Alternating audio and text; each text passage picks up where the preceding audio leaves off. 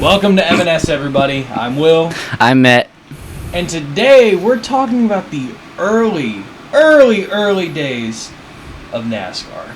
It's kind of insane how this sport started when you really think about it. Yeah, this sport, if you don't know, like I know a lot of people know NASCAR as rednecks going in circles, but the thing is, the origin of the sport is somehow funnier.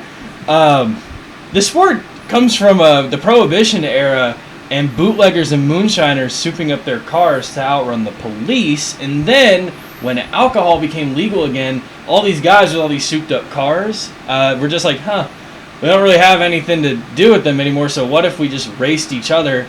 And so we built these small oval tracks so that fans could see the entire track and got people to come out and watch these criminals race each other. There were multiple NASCAR tracks in our hometown during the inception of the sport as we know it. So we teed up a lot of drama and intrigue in the intro about all the crazy things that happened at this racetrack, but the first race here in Columbus, Georgia actually went off without a hitch. NASCAR billed this as what would be the fastest half mile in the country, and they hoped it would break attendance records and things like that, and it actually got a really good turnout. 3,000 people showed up to watch Bob Flock win the inaugural race here. There actually also was a death-defying crash. Doug Wells apparently flipped multiple times and walked away unscathed. Again, we talked about potential safety. There was none at the time, but somehow he made it out of a nasty crash alive, so that was pretty cool.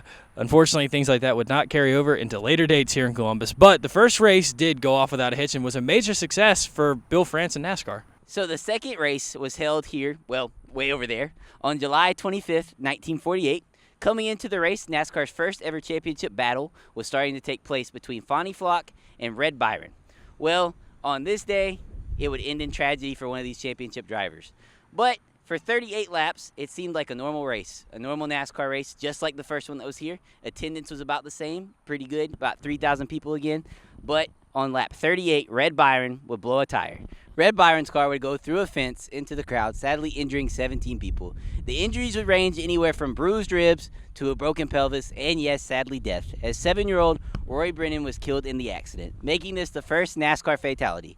What's actually very interesting that it was not a driver, it was sadly a child in the stands. At that age, you should be worried about getting the brand new toy or seeing if you convince your mom to buy you what you want for dinner that night. But sadly, that child's life was taken away in an accident that could have been prevented with what we know now. But back then, really in any sport, the safety precautions were not very well done. But Bill Carden was named the winner of this race. But another tragedy would strike, making this one of the saddest days in NASCAR, because as on their other race held that day, Bill Davis was killed in an accident in Greensboro, North Carolina, making July 25th, 1948 one of the saddest but most forgotten days in NASCAR history. Now the third race here in Columbus, wouldn't quite go off without a hitch either. Goober Sotheby, one of the all-time names in NASCAR history, would take the win in a rain-shortened event. Called after just 16 laps of what was supposed to be a 40-lap feature, so they didn't even reach the classic NASCAR halfway point with this thing. But it was called due to slippery conditions, multiple cars sliding off the track. But the truth is, the biggest story, even more so than the second race, might have been in the last race held here, potentially the race that ended NASCAR in Columbus. Imagine through today's lens that I told you any major sport, right, announced the championship date and it got changed or pushed back or it was misreported to begin with.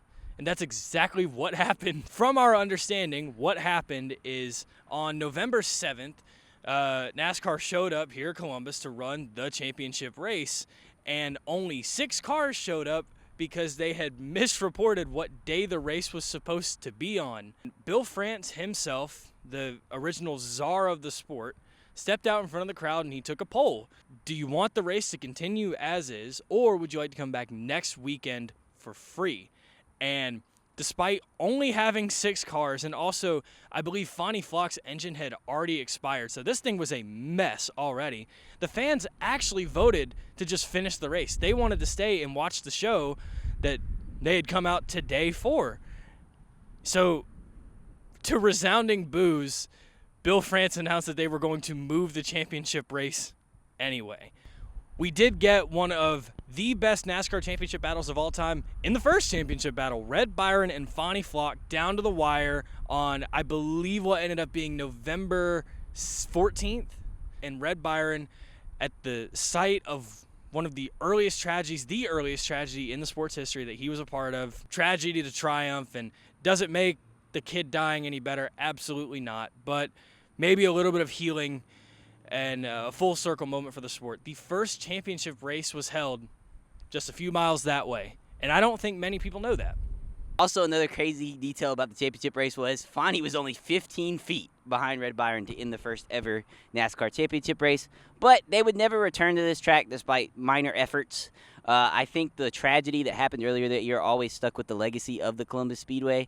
So I don't know that there was real desire, especially out of like Red Byron and some of the guys in that race, to come back here. And they were kind of the big guys in the sport and kind of decided what happened at that point. I think also after the championship gaffe, I don't think Big Bill really wanted to come back here either. But as you will see for the rest of this video, there was more efforts for the next about decade to bring NASCAR back to Columbus. And we here at M&S are back on location, but not exactly once again, because the track is over that way at the corner of Victory Drive and South Lumpkin Road. But again, we had to find a place that we could record without really having to ask for permission, you know. So we actually found this kind of nice little cool area right here on South Lumpkin Road, not too far, about a mile or two from the track. But like we said before, there is actually more NASCAR history in Columbus, as there was a second attempt to get a track off the ground and try to get the bad taste of the other track out of the Columbus racing history mouths, but it didn't really work. As you'll see in the history from this track, it ran from about 1953 to 1960. There were some at what is now known as the Xfinity Series, but at the time the Sportsman Division was held here.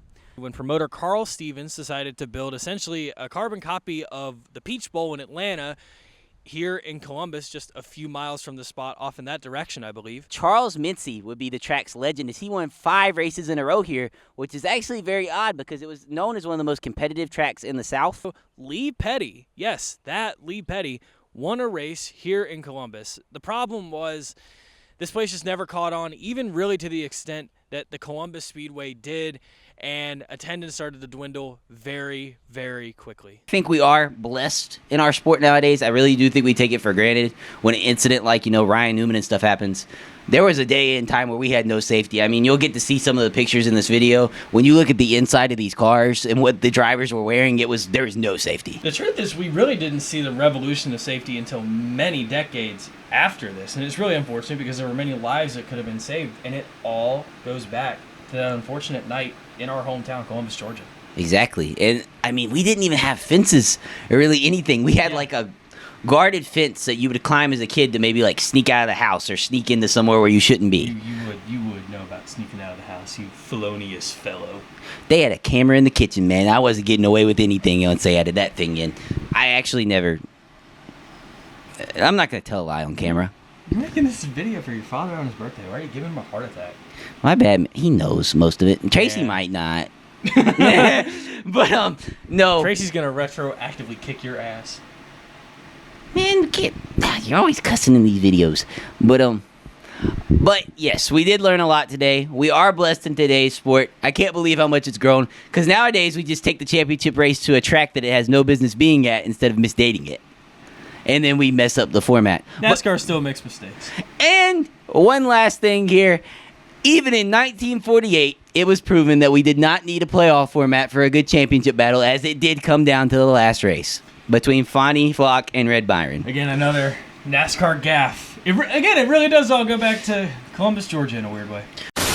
Red Byron's car would go into the crowd, sadly injuring... Stop laughing! I hate you. Slippery conditions, many cars slid off the track, and now a car slides right past me while I'm recording. So should I do that again? Red Byron's car would go into the crowd. Doesn't necessarily mean it's good. It sucks that a kid died, you know, but it was the 50s. Kids died all the time.